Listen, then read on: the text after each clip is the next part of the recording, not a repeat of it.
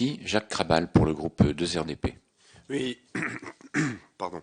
Oui, Monsieur le Président, Mesdames, Messieurs les représentants des associations, je n'aurai pas, moi, de questions à l'égard de vos interventions, avec lesquelles le groupe 2RDP partage de nombreux points de convergence et d'objectifs. Donc, mon intervention se situera plus sur un champ politique, dans le sens noble du terme.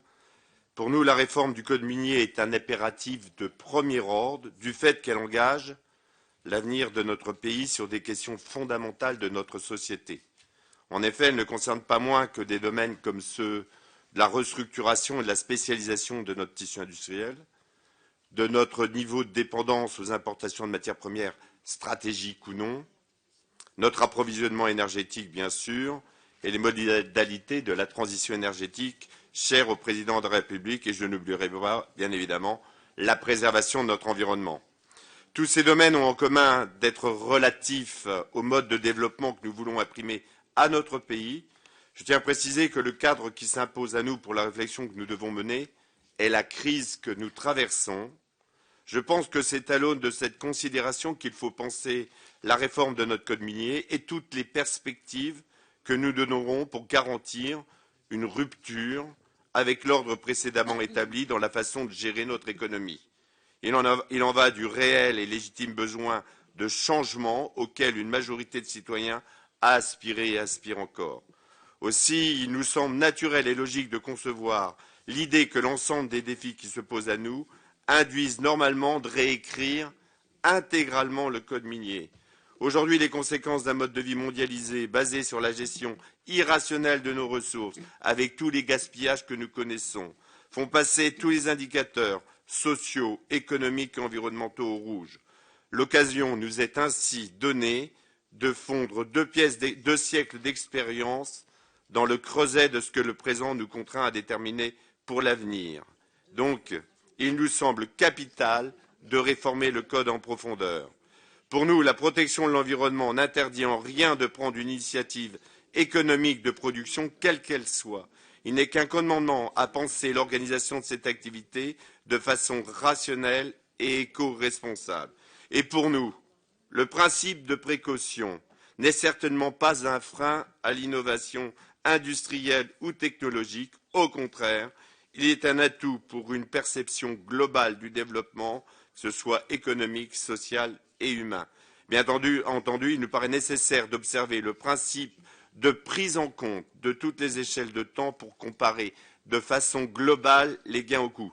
En effet, pour prendre un exemple très concret, l'exploitation des gaz et l'huile de schiste, toujours d'actualité, par fracturation hydraulique, peut générer des gains à court terme et dans un autre temps entraîner des coûts bien supérieurs et durables sur un très long terme.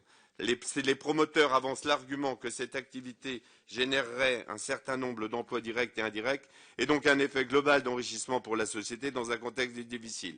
On pourrait tout d'abord se contenter de leur objecter qu'ils ne sont pas réputés pour être des philanthropes et que leurs intérêts sont uniquement mus par des perspectives, des bénéfices issus de leurs activités et de leurs spéculations.